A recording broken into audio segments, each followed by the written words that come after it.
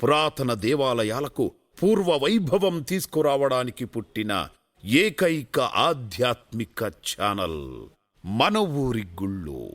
Subscribe చేసుకోండి, share చేయండి, like చేయండి, కామెంట్ చేయండి. ఇప్పుడు మనం ఛత్రపతి శివాజీ మహారాజ్ మ్యూజియం దగ్గరకు వచ్చాము. అసలుకి ఈ మ్యూజియంలో ఛత్రపతి శివాజీ మహారాజ్ సంబంధించి ఏ వస్తువులు ఇక్కడ ఉన్నాయి అన్నీ కూడా తెలుసుకుందాము. అలాగే ఛత్రపతి శివాజీ మహారాజ్కి ఈ శ్రీశైలంకి ఉన్న సంబంధం ఏంటి అంటే కనుక మనకు 1677వ సంవత్సరంలో ఛత్రపతి శివాజీ మహారాజ్ ఇక్కడికి వచ్చారని చెప్పేసి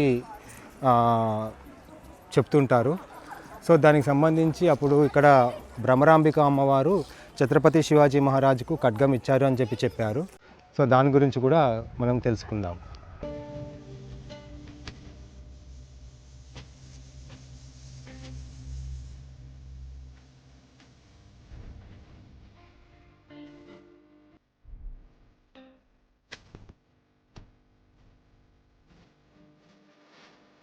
నమస్కారం అండి. శివప్రదీప్ నా పేరు. సంఘ ప్రచారకగా, రాష్ట్రీయ స్వయం సేవక్ సంఘ్ ప్రచారకగా 12 సంవత్సరాలు పనిచేసి ఇప్పుడు శ్రీశైలంలో ఉన్నటువంటి ఛత్రపతి శివాజీ స్ఫూర్తి కేంద్రంలో బుక్ స్టాల్ మేనేజర్గా పనిచేస్తున్నాను. అసలు శ్రీశైలానికి ఛత్రపతి శివాజీ ఎందుకు వచ్చారు అనంటే రకరకాల కథనాలు వినిపిస్తాయి. నాకు బాగా తెలిసినటువంటి కథనం ఏమిటి అనంటే విషయం, ఆయన హిందూ సామ్రాజ్యాన్ని స్థాపించాలి అంటే విదేశీయుల దండయాత్రలు, విదేశీయుల దురాక్రమణలు ఎక్కువైపోయి హిందువులు అనేటటువంటి వాళ్ళు బానిసత్వంలో మగ్గిపోతుంటే ఈ హిందూ దేశాన్ని కబళించాలనే ప్రయత్నాలు బాగా ఎక్కువైన సందర్భంలో హిందువులు ఎవరూ కూడా ఎదురు తిరగడానికే భయపడిపోయేటటువంటి పరిస్థితి వచ్చినప్పుడు హిందూగా బతకాలంటే ట్యాక్స్ కట్టాలి మొఘల్ ప్రభుత్వానికి. అటువంటి దుర్భరమైనటువంటి పరిస్థితుల్లో హిందూ సమాజం ఉన్నప్పుడు హిందూ ధర్మాన్ని సంరక్షించాలి. ఎలా సంరక్షించాలి? అదే చిన్న లక్ష్యం కాదు, ఎంతో పోరాడాలి. చాలా ప్రతికూలమైన వాతావరణం, ఏ హిందువు కూడా సహకరించలేనటువంటి పరిస్థితి. మరి ఎవరి సహకారం లేకుండా ఈ విధంగా విరుచుకుపడుతున్నటువంటి ఆ యొక్క అసాంఘిక శక్తుల యొక్క దాష్టికాన్ని ఎదిరించి సమగ్రంగా మళ్ళీ హిందూ సమాజాన్ని రక్షించి హిందూ సామ్రాజ్యాది నేతగా ఎదగాలంటే చిన్న విషయం కాదు. అది శివాజీ యొక్క 11 సంవత్సరాల శివాజీ పిల్లవాడుగా ఉన్నప్పుడు ఆయన హృదయంలో ఆ ఆకాంక్ష రగిలిందనమాట, హిందూ ధర్మాన్ని కాపాడాలని. దానికి వాళ్ళ తల్లి యొక్క జిజియామాత యొక్క ప్రోత్సాహం చాలా ఉంది. తల్లి ఒడి తొలిబడి అంటారు. అంటే తల్లి ఒళ్ళోనే బిడ్డకి కావాల్సినటువంటి సంస్కారాలను ఇస్తే ఆ బిడ్డ అత్యంత సంస్కారవంతులుగా తీర్చిదిద్దబడతాడు అని ఏదైతే మన హిందూ ధర్మశాస్త్రంలో ఒక నియమం అయితే ఉందో ఆ నియమానికి ఒక రూపాన్ని ఇచ్చింది జిజియామాత. అలా ఆయన అంత శక్తి కావాలి అంటే హిందూ సామ్రాజ్యాధినేత అయ్యేంత శక్తి కావాలి. ఈ యొక్క హిందూ ధర్మం మీద దాడులు చేస్తున్నటువంటి ఒక అసాంఘిక శక్తుల్ని ఓడించాలి అంటే ఆ అసాంఘిక శక్తులు ఏవైతే ఉన్నాయో వాటిని మించినటువంటి పరాక్రమం, బలం ఉంటేనే వాటిని ఓడించగలం. బలహీనుడుగా ఉండడం వల్ల ఓడించలేం. అందుకోసం ఏం చేయాలి అని అడిగితే అప్పుడు సమర్థ రామదాస్ గారు, శివాజీ యొక్క గురువు గారు చెప్తారంటే, నాన్న ఒక ఉన్నతమైనటువంటి లక్ష్యం సాధించాలి అని అంటే మనిషికి శారీరక సామర్థ్యం, శారీరక శక్తితో ఏదైనా మనిషి సాధిస్తాడు. ఒకవేళ ఆ శారీరక శక్తి, మానసిక శక్తి కూడా సరిపోకపోతే లక్ష్యాన్ని సాధించడానికి భగవంతుడి దగ్గరికి వెళ్ళి కూర్చోవాలి. దాన్నే హైందవ సనాతన ధర్మంలో తపస్సు అని అంటారు అనమాట. ఆ తపస్సు చేస్తే ఖచ్చితంగా ఆ ఉపాసన వల్ల, ఆ సాధన వల్ల ఆ తపోశక్తి మనకు లభిస్తుంది, ఆ దేవత యొక్క అనుగ్రహం వల్ల.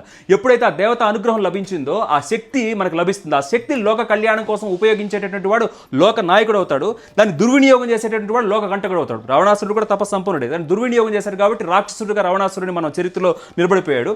కానీ ఈయన ఆ యొక్క శక్తిని సముపార్జన చేయడానికి ఒక స్థలం కావాలి. ఆ స్థలం ఎక్కడ అంటే ఇక్కడ శ్రీశైలంలో ఈ భ్రమరాంబిక అమ్మవారి యొక్క తపస్సు చేయాలని ఆయనకు అనిపించింది అనమాట. అలా ఆయన ఇక్కడికి వచ్చి అమ్మవారికి తపస్సు చేసి అమ్మవారిని మెప్పించి అమ్మవారి హస్తాల ద్వారా ఖడ్గాన్ని తీసుకొని ఆ తర్వాత ఆ ఖడ్గం ఇస్తూ ఏమైందంటే ఈ ఖడ్గం నీ చేతిలో ఉన్నంత వరకు నువ్వు ఎవరినైనా దునుమాడగలవు అంటే అప్పుడు ఆయన కూడా అమ్మవారి యొక్క పాదాల మీద ప్రమాణం చేసి, నువ్వు ఇచ్చినటువంటి ఈ శక్తిని హిందూ ధర్మ సంరక్షణ కోసమే ఉపయోగిస్తాను, దాన్ని నా స్వార్థం కోసం కానీ ఎటువంటి దుష్ప్రయోజనాల కోసం ఉపయోగించినమ్మా అని చెప్పి ఆ మాట ఇచ్చి ఆ మాట కట్టుబడి ఆ తర్వాత కబళించుకుపోతున్నటువంటి హిందూ సామ్రాజ్యాన్ని అమ్మవారు ఇచ్చినటువంటి ఖడ్గంతో దునువాడి ఎవరెవరైతే ముష్కరులు మన దేశాన్ని మీద దండయాత్ర చేయడానికి వచ్చారో వాళ్ళు వచ్చినటువంటి వాళ్ళని వచ్చినట్టే యుద్ధాలు చేసి వాళ్ళందరినీ తరివేసి హిందూ సామ్రాజ్యాధినేతగా ఎదిగాడు. కాబట్టి ఈ దేశ చరిత్ర పాతాళంలోకి పడిపోతుంది అన్నటువంటి పరిస్థితుల్లో ఒక తేజంలాగా ఉద్భవించి వెలుగులాగా వచ్చేసి పడిపోతున్నటువంటి యొక్క దేశ చరిత్ర గతిని మలుపు తిప్పి మళ్ళీ యొక్క హిందూ సమాజాన్ని, హిందూ ధర్మాన్ని, హిందూ సంస్కృతిని అత్యున్నతమైనటువంటి శిఖరాల వైపు నడిపించగలిగేటటువంటి శక్తి శివాజీకి సముపార్జన చేసినటువంటి స్థలం ఈ స్థలం. ఆ సముపార్జన చేసినటువంటి అమ్మవారు ఇక్కడ మనకు ఉన్నటువంటి భ్రమరాంబిక అమ్మవారు.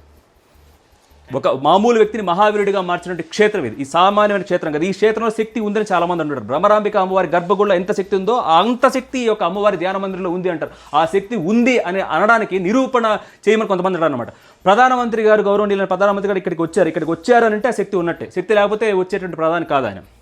ఇప్పుడు మన మ్యూజియంలో ఇప్పుడు చూస్తున్నాం కదా, ఇక్కడ మనకేంటి అంటే విదేశీ మూకల ఆగడాలతో కృంగిపోతున్న భారత భూమిని, ముస్లింల రాక్షసత్వం వలన పీడించబడుతున్న హిందూ సమాజమును, అంతరించిపోతున్న భారతీయ సంస్కృతిని రక్షించే పుత్రుడు కావాలని జీజియాబాయి పార్వతీ పరమేశ్వరులను ప్రార్థించింది. సో ఇప్పుడు ఇప్పుడు ఏదైతే మనం ఫోటో చూస్తున్నామో ఆ ఫోటోకు అర్థం. ఓకే, ఇప్పుడు నెక్స్ట్ ఇంకా మీకు పక్కన ఇంకొకటి చూపిస్తాను చూడండి. ఇప్పుడు మనం సెకండ్ ఫోటో చూస్తున్నాం. ఇది వచ్చేసి పార్వతీ పరమేశ్వరుల ఆశీస్సులతో జీజియాబాయి గర్భవతి అయ్యింది. ఆ గర్భంలో ఉన్నది శివాజీ. అందువలనే ఏమో గర్భవతిగా ఉన్న జీజియాబాయికి పర్వతాలను ఎక్కాలని, ఖడ్గం ధరించి యుద్ధానికి వెళ్ళాలని, సింహాసనం మీద కూర్చోవాలని అనిపించేది. 1630 ఫిబ్రవరి 19న పాల్గొన శుద్ధ త్రయోదశి రోజున హస్త నక్షత్రం రోజు సింహలగ్నంలో జీజియామాతకు పుత్రోదయమైంది. శివనేరి కోటి యందు ఆ కుమారుడే శివాజీ మహారాజ్ తండ్రి షాహూజీ. ఇప్పుడు మనం మూడో ఫోటో చూస్తున్నాం. ఇది వచ్చేసి తల్లి జీజియాబాయి సంకల్పం ఆశయాలకు అనుగుణంగా బాలుడైన శివాజీ పెరిగి పెద్దవాడగుచున్నాడు. తోటి మిత్రులైన సైనికులను తయారు చేస్తూ హిందూ ధర్మమును, హిందూ సంస్కృతిని, హైందవ సమాజమును రక్షించుటకు శక్తి కౌశల్యమును ప్రసాదించమని జగద్రక్షకుడైన పరమేశ్వరుని దగ్గర ప్రతిజ్ఞ చేస్తున్నారు. ఇప్పుడు మనం చూస్తున్న ఫోటో అది. ఇప్పుడు మనం నాలుగో ఫోటో చూస్తున్నాము. ఇది వచ్చేసి ఎదుగుతున్న శివాజీని తయారవుతున్న బాల సైనికులకు బోధనలు చేస్తున్నారు. ఎవరు? శివాజీ మహారాజ్ వాళ్ళ మాత జీజియాబాయి గారు. ఇప్పుడు చూస్తున్న నాలుగో ఫోటో అది. ఇప్పుడు చూస్తున్న ఫోటో పునా నగరమున దగ్గరలోని కొండలలోని కనాడా లోయలో తోరణ అనే కోటను తన తోటి యువ సైనికులతో కలిసి 1645-1646 మధ్యన శివాజీ గెలిచి సంపాదించాడు. ఆ కోట దగ్గరలో ఉన్న మురాంబాదేవి అనే పర్వతమును కూడా స్వాధీనపరుచుకొని దాని మీద రాజ్గఢ్ అనే కోటను అతి చిన్న వయసులో 16వ సంవత్సరములో శివాజీ నిర్మించాడు. పక్కన ధాన్య మందిరంలో ఆ కోట నమూనాని చూడవచ్చు. అంటే దీని పక్కన ఉంటుంది. అక్కడ మీద నేను మీకు చూపిస్తాను. 1654-1679లో కాందేరి, కొలంబా, కర్ణాటకలోని కార్వార్ అనే సముద్ర తీర కోటను జయించాడు. తను నిర్మాణం చేసి హిందూ సామ్రాజ్యానికి నావిదాలము కూడా అవసరమని ఫ్రెంచ్ దేశపు నిపుణులను కూడా తీసుకొని రకరకాల నావికా సైన్యమును తయారు చేశాడు. యుద్ధ నౌకలను గల్బట్, గరుబి, తలండి, తిర్మటి, మహాగిరి, తిరువగైర్, వ్యాపార నౌకలుగా మచవా, బటేల్, షిబద్, బాలవ్, మంజీ అనే ప్రసిద్ధము. అంటే 1674 నాటికి శివాజీ దగ్గర యుద్ధ నౌకలు 85 ఉన్నాయి. అడ్మిరల్గా శ్రీమౌనిక్ భండారి 1654-1679 వరకు ఉన్నాయి. శివాజీ చనిపోయిన తర్వాత యుద్ధ మరియు వ్యాపార నౌకలను 800 వరకు కుమారుడు ద గ్రేట్ శంభాజీ వృద్ధి చేశాను. దక్షిణ భారతదేశంలోని ముస్లిం సుల్తాన్ ఆదిల్ షాహీకి శివాజీ రాజు యొక్క పురోగమనం కటగింపైంది. ఒక తాంబూలమును కొలువులో పెట్టి శివాజీని చంపి కానీ బంధించి కానీ తీసుకొచ్చే వీరుడు ఎవరైనా ఉంటే ఈ తాంబూలమును స్వీకరించమని ఆదిల్ షాహీ భార్య సవాలు విసిరింది. అఫ్జల్ ఖాన్ తానుగా వచ్చి ఆ పని నేను చేస్తాను అని సవాలు స్వీకరించాడు. ఇప్పుడు చూస్తున్న ఫోటో అదే. ఇప్పుడు నెక్స్ట్ వచ్చేసి కానీ శివాజీ మీదకు దండయాత్రకు వెళ్ళాలంటే అఫ్జల్ ఖాన్కి కూడా భయమే. అందుకని తాను శివాజీ చేతిలో చనిపోతే తన భార్యలు 64 మంది ఎవరితో తిరుగుతారో అని ఆ 64 మందిని చంపి బయలుదేరతాడు. ప్రతాప్గఢ్ కోట మీద శివాజీ అఫ్జల్ ఖాన్లు కలుస్తారు. శివాజీని అఫ్జల్ ఖాన్ కౌగులించుకొని తను రహస్యంగా దాచిన పిడి బాకుతో శివాజీ వీపు మీద పొడుస్తాడు. కానీ శివాజీకి అంగి లోపల కవచం ఉన్న కారణంగా ఏమీ కాదు. కానీ శివాజీ చేతిలోనే అఫ్జల్ ఖాన్ చనిపోయాడు. అది 1659 నవంబర్ 10. ఒకానొక సమయంలో ఫనల్గఢ్ అనే కోటలో ఉన్న శివాజీని చంపాలని సిద్ది హౌజర్ వచ్చాడు. 4 నెలలు అదే కోటలో దిగ్బంధంలో ఉన్న శివాజీ ఆ కోట నుండి ఒక రోజు రాత్రి తప్పించుకొని విశాల్గఢ్కి బయలుదేరతాడు. సిద్ది హౌజర్ మనుషులు పసిగట్టి శివాజీ వెనుకపడి తరుముతుంటారు. షావన్ ఖిండ్ అనే కనుమ దగ్గర ఇద్దరు మాత్రమే వెళ్ళగలరు. శివాజీ సేనాని అయిన బాజీ ప్రభు దేశ్పాండే తన 200 మంది సైనికులతో సిద్ది హౌజర్ సైనికులను ఓడిస్తూ ఉంటాడు. శివాజీ విశాల్గఢ్కి వెళ్ళే వరకు శత్రువులను నిలువరిస్తూ బలిదానం అవుతాడు. అది జూలై 1660 13వ తేదీ నాడు. ఇప్పుడు చూస్తున్న ఫోటో అది. ఇప్పుడు మనం చూస్తున్నది ఢిల్లీలో ఔరంగజేబ్ అధికారంలోకి వచ్చి శివాజీ మీదకి తన మేనమామ అయిన షైస్తాన్ ఖాన్ని లక్షల సైన్యంతో పూనాకి పంపుతాడు. లక్షల సైన్యంతో ఉన్న షైస్తా ఖాన్ మీదికి ఒకరోజు రాత్రి శివాజీ 200 మందితో వెళ్ళి దెబ్బ కొడతాడు. ఆ దెబ్బకు షైస్తా ఖాన్కి చేతి వేళ్ళు తెగిపోతాయి. లక్షల సైన్యాన్ని తీసుకొని పారిపోతాడు. షైస్తా ఖాన్ 5 ఏప్రిల్ 1663లో చనిపోయాడు. ఇప్పుడు మనం చూస్తున్న ఫోటో దానికి సంబంధించి. ఇప్పుడు మనం చూస్తున్నది శివాజీ దగ్గర నుండి పారిపోయి వచ్చిన మేనమామ షైస్తా ఖాన్ను తిట్టి ఔరంగజేబ్ ఈసారి తన దగ్గర ఉన్న దిలేర్ ఖాన్ను జైసింగ్ను శివాజీ మీదకి దండయాత్రకు పంపుతాడు. చాలా సైన్యంతో వచ్చి వీరు పురందర్ అనే కోటను 16 రోజులైనా జయించలేకపోతారు. చివరకు పురందర్ కోట ఆధిపతి అయిన మురార్ బాజీ 2 చేతులతో యుద్ధం చేస్తాడు. దొంగ దెబ్బ తీసి చంపి కోటను జయిస్తారు. చరిత్రలో శివాజీ సేనాని మురార్ బాజీ కథ విశేషమైంది. ఇది జూన్ 1665లో జరిగింది. తర్వాత ఔరంగజేబ్ ఆహ్వానం మీద శివాజీ ఆగ్రా వెళ్ళి కలుస్తాడు. కానీ ఔరంగజేబ్ శివాజీని గౌరవించకుండా అవమానపరిచి గృహ నిర్బంధం చేసి శివాజీని చంపేయాలని ప్రయత్నిస్తుంటాడు. శివాజీ తాను అమ్మవారి భక్తుడను, 40 రోజులు అమ్మవారికి పళ్ళు పూజ చేసి పంపించాలని చెప్పి ఆ విధంగా కొన్ని రోజులైన తర్వాత తన కుమారుడు ద గ్రేట్ శంభాజీ చెరొక పండ్ల బట్టలో పడుకొని ఔరంగజేబ్ నుండి ఆగ్రా నుండి తప్పించుకొని మహారాష్ట్ర రాయ్గఢ్కి చేరుతారు. దానికి సంబంధించిన ఫోటో ఇప్పుడు మనం చూస్తున్నాం కదా, శంభాజీ మహారాజ్. ఇప్పుడు మనం చూస్తున్నది పూనాకు దగ్గరలో ఉన్న సింహగఢ్ కోటను శివాజీ జయించవలసి ఉన్నది. తానాజీ అనే సేన నాయకునికి ఆహ్వానం పలికి సింహగఢ్ కోట విషయం చెప్తాడు. మహారాజా, నా కుమారుడు రాయిబా వివాహము నేటికి 6వ రోజున ఉన్నది. కోటను జయించి తిరిగి వస్తే సరి, లేకపోతే తమరే నా కొడుకు వివాహం జరిపించండి అని చెప్పి 300 మంది సైనికులను తీసుకొని తానాజీ బయలుదేరుతాడు. కోటను శివాజీ కొరకై జయిస్తాడు. కానీ యుద్ధంలో తానాజీ చనిపోతాడు. శివాజీ వచ్చి కోటను చూసి గఢ్ కోట ఆయా వచ్చింది, కానీ సింహం గయా పోయింది అంటాడు. అంటే ఇప్పుడు ఎవరైతే రాయిబా ఉన్నారో సింహగఢ్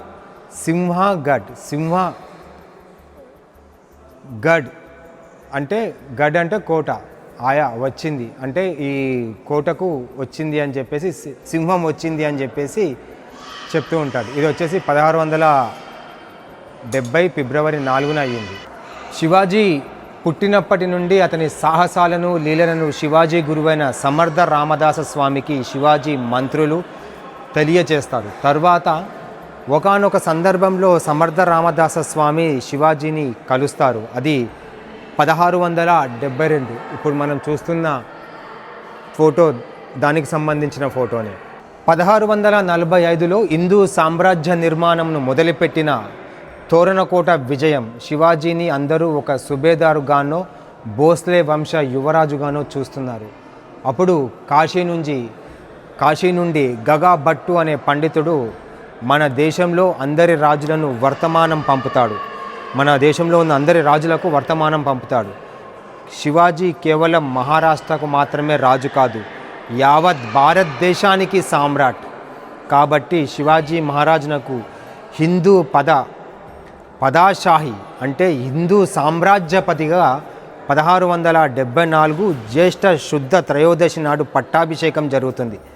రమ్మని ఆహ్వానాలు పంపుతాడు.